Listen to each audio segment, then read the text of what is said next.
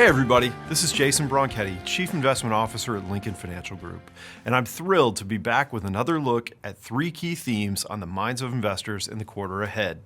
As usual, we'll use visuals from our flagship market chart book, the Market Intel Exchange. Before we jump in, I wanted to take a moment and reflect on 2022. A roller coaster ride of a year. We faced the continued impacts from COVID, geopolitical events including the devastating war in Ukraine, inflation, and unprecedented rate hikes from the Federal Reserve, just to name a few. Stocks suffered their worst year since 2008, with the S&P 500 falling more than 18%. But it was the level of daily volatility that made it feel especially bumpy for investors. There were 63 days in which the S&P 500 dropped by 1% or more. That's nearly 1 out of every 4 days.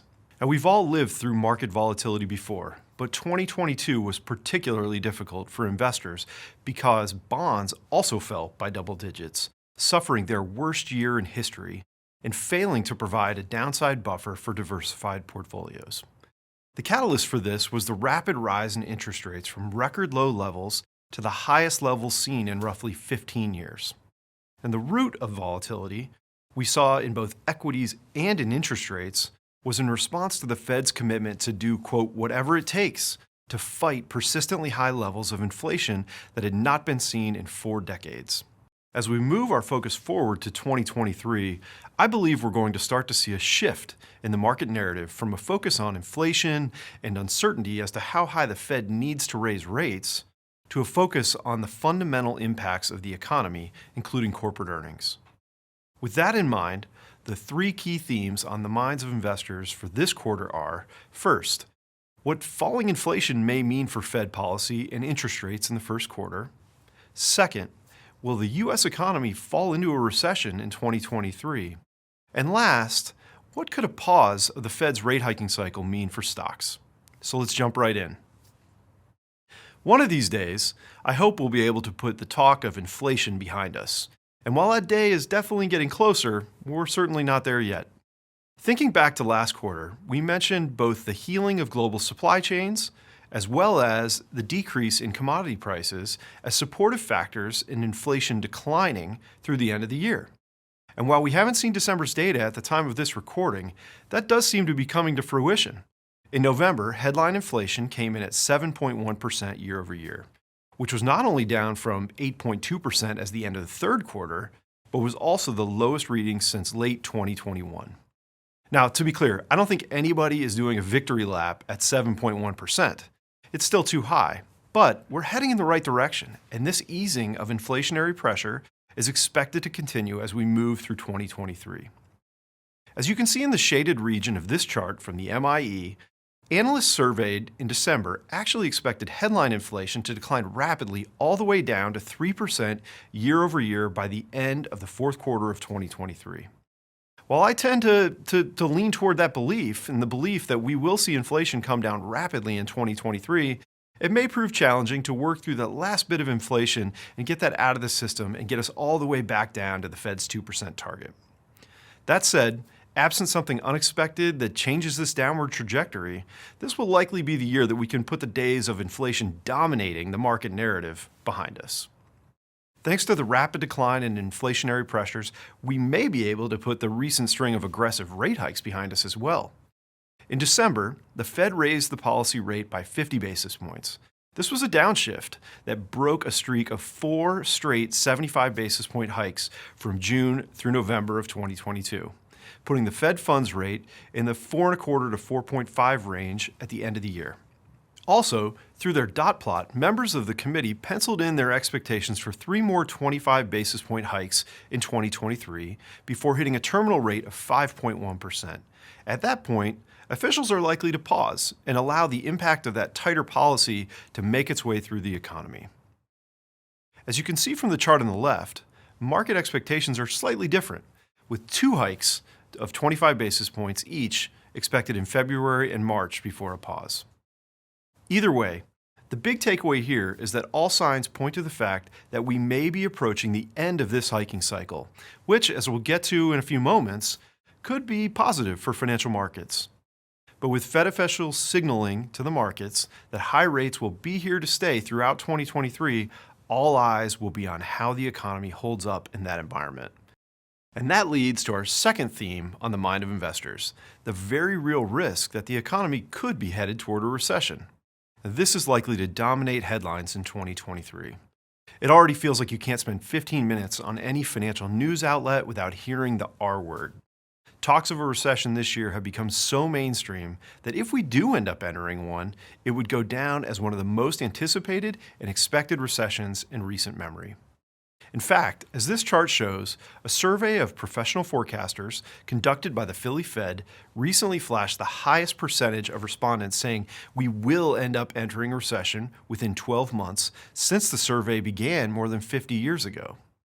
Now, General George Patton once said, "If everyone is thinking alike, then somebody isn't thinking." And it certainly feels like everyone is thinking alike right now. I like to keep this in mind and challenge the consensus when nearly everyone seems to be on one side of the fence. And when you look at the actual economic data, the picture isn't so obvious. The reality is we're getting mixed signals when it comes to the state of the U.S. economy. There are certainly signs of weakness that may give investors caution. One example is the 2s10s U.S. Treasury yield curve hitting its deepest level of inversion since the 1980s. While not perfect, this has historically been a reliable gauge of market sentiment, and an inversion of the yield curve has preceded every recession in the last 50 years. Another cautionary indicator is the sharp downturn in personal savings rates for American households that peaked at 34% during the pandemic, but fell to a 17-year low of 2.2% in the fourth quarter, highlighting that inflation is eating into rainy day funds. And last, manufacturing activity, both in the U.S. and around the globe, has been showing signs of slowing. Now, despite these areas of weakness, there are some notable pockets of strength in the U.S. economy as well. Consumer spending, which accounts for nearly 70% of the overall economy, has remained strong to this point despite inflationary pressure. Similarly, the job market has been resilient, with the unemployment rate at a very low 3.7% and about 1.7 jobs available for each person looking for work. And finally, both corporate and consumer balance sheets have also been resilient despite the aggressive rate hikes by the Fed. It's fair to say that the path to a soft landing for the economy narrowed substantially throughout the course of 2022, but it's important to acknowledge that all recessions aren't created equal. The consensus view is that there is a strong chance that the U.S. economy will enter a recession in 2023. However, if we do end up entering a recession, I believe it could be relatively mild.